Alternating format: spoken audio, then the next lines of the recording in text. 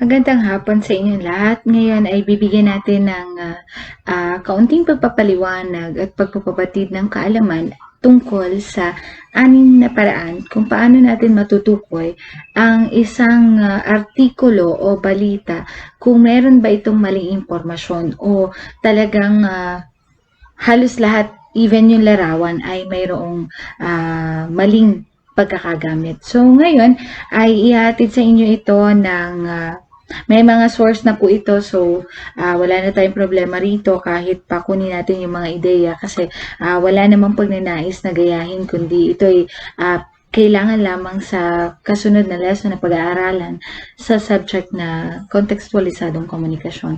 So ngayon ay binibigyan natin ng kalinawan kung ano nga ba talaga ang tawag sa mga artikulo o mga balitang naglalaman ng maling impormasyon. Ang tawag ba talaga rito ay fake news, misinformation, disinformation. So ating bigyan ng kaalaman kung ano nga ba ang pagkakaiba ng tatlo or kung talagang meron pa talaga tayong dapat tawagin na fake news. Baka naman misinformation lang or kaya naman baka disinformation lang.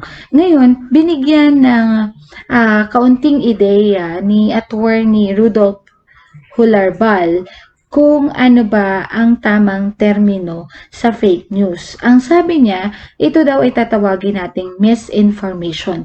Wala daw tayong dapat tawagin na fake news kasi ang balita daw ay laging totoo at laging tama. Sa makatwid, binigyan niya ng paliwanag na ginagamit ng iba yung term na fake news to describe misinformation, misinformation, manipulated information, and the like. So, halos lahat yun. Yung misinformation, mga manipulated information, and yung iba pa ay tinatawag na fake news just to describe na merong misinformation doon sa content. Mas tama daw yung misinformation kesa sa fake news. Pero, binigyan ito ng karagdagan pang impormasyon kung ano ba ang misinformation at ang disinformation naman. So, from fake news to misinformation to disinformation. At binigyan ng pagpapaliwanag ito ng head ng bayan mo ipatrol mo, si Miss Rowena Paraan. Binigyan niya ng konteksto ng katuturan ang misinformation from disinformation. And sinabi niya na ang misinformation ay pwede mo itong ma-share anytime kasi hindi mo alam na meron palang mali doon sa content pero na-share mo pa rin. So magiging fake news na lamang ito pagdating sa tinatawag nating disinformation. Kasi disinformation is the deliberate creation and dissemination of false content with the intent to deceive or manipulate public opinion. So, ito yung nangyayari sa atin whenever we share a fake news article, 'di ba? Nakakakuha siya ng attention. Mapansin mo ang dami niyang likes, ang dami niyang share na nagiging totoo sa mata ng maraming tao kasi namamanipula tayo na it seems like tama yung nakikita natin, okay yung nakikita natin, at totoo yung nababasa natin na kailangan dapat suriin natin yun. So, yun yung dahilan kung bakit binibigay ko sa inyo tong idea na to kasi bibigyan ko ng ideya kung ano ba yung pinaka-6 na paraan kung paano natin matukoy ang maling impormasyon. Meron sa iba pong mga sanggunian kung paano talaga natin matukoy. Pero itong aking research ay nakakuha ko ng 6 na paraan para malaman natin kung ang isang impormasyon, ang isang balita ba ay mayroong nilalaman na mali. So number 1 na kailangan natin gawin is check the source. Tingnan natin kung saan to nanggagaling. Saan na nagmula yung balita na yon. Alam ba ng media na yon o ng website na yon yung pananagutan nila whenever nag-share sila ng ganong post, nag-post sila or di naman kaya ay naglabas sila ng ganong issue.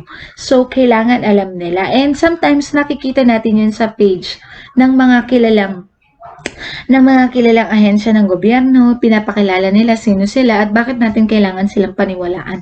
So, number 1 is check the source. Number 2, nagabay sa check the source na binibigyan natin ng punto is mukha bang peke yung URL. Sa pagkakatanda ko, ito'y karagdagan ko lamang impormasyon. Kailangan tingnan natin kung ang URL niya is secured o hindi. Yung pinakang website niya. Kasi alam ko, dun sa may dulong bahagi, merong parang itsura ng yung padlock. Parang ganun. Parang ganun yung idea niya. So, dapat daw secured yun. And syempre, tingnan natin kung may peking URL. And sa pagkakaalam ko sa pag-aaral, meron talagang palatandaan kung talagang mali at peke yung URL na yun, kung gawa-gawa lamang ba. So, number 3, kasi pwede ikaw mismo gumawa ka ng sarili mong URL eh. Nakalimutan ko lang kung paano siya, pero meron at meron. Pag nabalikan ko, ilagay ko na lang sa comment section. Number 3, nagabay natin is meron bang tungkol sa pahina ng pinagmulan. Meron bang sinasabing pagpapakilala tungkol doon sa source na yun? Na let's say, NABIR, paumanhin po para sa pagbanggit. Let's say, BIR yan. Tungkol saan yung BIR, sino sila, anong ginagawa nila, ano yung mga actions na ginagawa nila para sa paglilingkod sa mga mamamayan. So, ganun din dapat yung page na pinagkukunan natin at binabasahan natin ng mga artikulo at ng mga balita. Ikalawa is wag natin lamang basahin yung pinakang headline.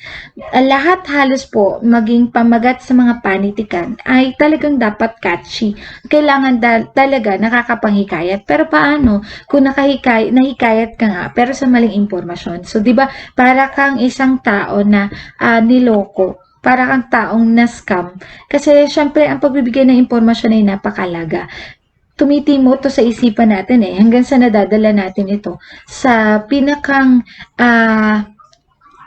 sa pang-araw-araw natin na siyang nagagamit natin at some point kapag may dumating na pagkakataong pwedeng ipasok yung mga ganong information. So, information. So, number 1 na gabay dito sa wag lang natin basahin yung headline is may konteksto ba yung kwento? Meron bang tinutungo yung kwento? May pinupokus ba yung kwento? Baka wala, baka paninira lang, baka para lang makakuha ng attention. Number 2 is, logical ba yung pag-unlad ng artikulo? Logical ba yung pagkakashare nito? Baka kaya, tsaka yung mga, ngayon sa social media, kasi pwede naman itong gawin na, no? Yung pag-share na lamang ng mga article and ng mga news, di ba? Napapansin mo bakit tinatawanan yung balitang to? Bakit merong angry na emotion doon sa like section, doon sa mga pagbibigay natin ng pakiramdam doon sa particular issue kung makikita nyo sa Facebook. So, tingnan natin mabuti kung ang headline na yun ba nakuha ka lang or minsan, ang diskarte natin dyan, tinitingnan agad natin yung comment section kung kapanipaniwala ba talaga o hindi yung nakalagay doon sa headlines. Then, number 3 is tumingin tayo. Tingnan natin kung ang mga salitang ginagamit ay pinapakitaan ng pagmamalabis at nakababahalang mga pananalita. Kasi meron ako isang nakitang larawan na si Miss Sharon Cuneta raw ay nagkaroon ng HIV. So, paano yun? Paano nagpatotoo yun? So, doon pala makikita mo na para lang makakuha sila ng attention, ginamit nila yung isang sikat na artista para magkaroon siya ng issue and then pagkakaguluhan naman ng maraming tao, lalo na ng mga fans ni Miss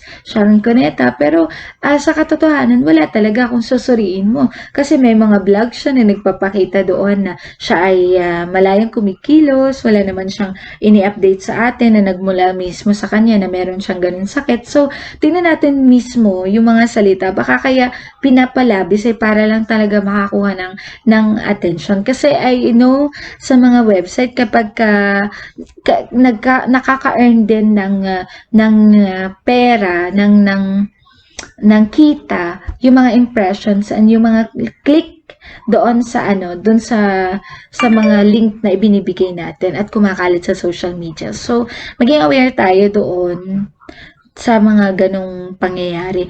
Ginagamit ba yung ano, yung mga gumagamit ba yung article and yung balita na yun ng mga salita nakakabalisa at nakakabahala? Kapag ganun, parang ano na lang yun, talagang pangunguha na lang yun ng atensyon. Then number 2, clickbait ba yung pamagat? Number 3, mayroon ba ito maraming mga typographical error? Kasi sa pagkakaalam ko, ang paggawa ng balita ay talagang dumadaan sa mga proseso at dahil dumaan siya sa proseso, may pong taga-check kung may typographical error ba. Kasi bago yan i-print, bago yan i-post, kailangan wala. Kasi ang wika ay napakamakapangyarihan sa makatweet. Dahil makapangyarihan siya, pwede siya makapagpabago ng naisiparating. Depende sa pagkakamali ng mga salitang na nailahad na o nailantad na. So, yun yung number 3. Number 4, suriin yung data ng balita o ng article kung galing ba talaga ito sa mga eksperto. Paano natin magsasabi na galing ito sa mga eksperto kung talagang para sa kanila o yung impormasyon na yun ay talagang dapat manggaling sa kanila. Let's say sa panahon ng COVID, ang ilan sa mga ideas na dapat lumalantad ngayon ay galing sa DOH. Kung galing naman kung ang impormasyon o data ay galing ay tungkol sa edukasyon, sa makatuwid na unang dapat panggalingan yan ay ang DepEd, di ba? At yun yung ating sinusuri sa pagdating sa pagtingin natin ng mga data, galing ba ito sa eksperto? Nakuha ba ito bang mga impormasyon na ito ay nanggaling talaga sa mga inaasahan nating autoridad? Gaya ng sinasabi ko, kung tungkol sa edukasyon, therefore, inaasahan natin na magsasalita dito ay ang mga taga Department of Education at gayon din dun sa nauna kong halimbawa. And then number 5 is suriin natin kung kailan inilatala yung balita o yung article na yun.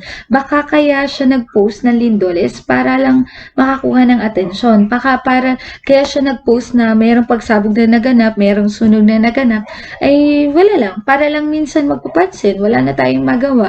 Lalo na sa panahon ng pandemya. Pero mas mainam na kung huwag na natin sisihin yung mga ganung gumagawa ng mga bagay na yan kasi wala tayong magagawa sa kanila eh. Hindi natin sila pwedeng patahimikin, hindi natin sila pwedeng i-please na pwede ba, huwag mo nang gawin yan.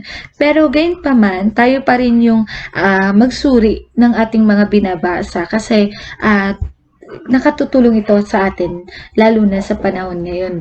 Yung pagdami ng let's say pag-post ng marami na ang nagka-COVID-19 sa isang particular place na nakakabahala kasi para dun sa mga mamamayan na natatakot dahil lamang dun sa isang disinformation na article na kanilang nababasa lalo na sa social media na napakabilis kumalat ng ganong impormasyon.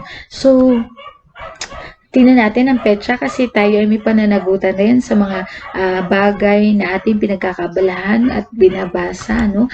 And then number 6 is cross-check dun sa mga maaasahan tagapaghatid ng mga impormasyon sa atin. Tingnan mo kung bakit parang ito lang particular na website na to yung tumatalakay sa issue ng isang sikat na artista. Bakit sa mismong channel kung saan siya naroroon talaga nagpapalabas ng kanyang mga sine, ng kanyang mga telenovela, teleserye, bakit hindi naman yun ibinibigay sa atin na impormasyon na talagang or kaya hindi siya pinagtatanggol, 'di ba? So tingnan natin mabuti kung ang tagapagpahatid ba ng balita ay talagang tama or baka chismis lang na hindi na natin mainam na pag-aksayahan ng panahon. So yan yung 6 na paraan kung paano natin matukoy yung maling impormasyon. Number 1 is check the source. Number 2, suriin natin yung data. Number 3, tingnan natin kung kailan ito na ilatala. Number 4, meron bang mga salita na may mga salita ba na nakakahikayat masyado? May mga salita ba na nakakabalisa kung titingnan mo? So, yun yung mga punto na tinitingnan natin. And also, wag natin lamang babasahin yung headline. At pinakang huli, pinakahuli, i-check natin kung talagang ito ba ay nanggaling at pinag-uusapan ng maraming ahensya. Let's say, ng mga maraming tagapaghatid ng balita like GMA, pa-mention po, ABS-CBN and CNN, pinag-uusapan ba talaga nila yung particular issue na yun na nagte-trending? Kasi kung makita mo dun sa isang article na sinusuri mo, meron siyang 1,000 likes, 1,000 shares. So, ibig sabihin, kumakalat siya. Ngayon, tingnan mo sa balita mismo, kung talaga bang binibigyan nila ng istorya, ng pananalita yung ganong kwento na nakakarating sa atin. So, yun yung 6 na paraan kung paano natin matutukoy ang maling impormasyon at lingid para po sa pagpapabatid ng kaalaman. Ito po ay sa pansarili ko lamang pagpapaliwanag. Nasa sa inyo na po iyon kung kayo ay maniniwala. Meron po akong source na pinagkunan kung saan galing ang mga ito at ang ilan sa mga ito ay tinagalog ko na lamang. Though may alam naman ako kahit paano sa translation. So, sana ay nakapagbigay ito ng tulong sa inyo and kung meron pa kayong katanungan sa mga pagtalakay tungkol sa asignaturang Filipino, sa wikang Filipino, at sa iba pang mga panitikan, pwede nyo po akong i-message sa aking Facebook account na kagaya ng pangalan ko dito sa aking YouTube channel. So, maraming salamat. I hope natutunan nyo kung paano ang pagsusuri ng mga sinishare natin kasi yung pag-share natin talaga malaki rin yung impact sa mga kaibigan natin makakabasa ng mga sinishare natin. So, maraming salamat at hanggang sa muli.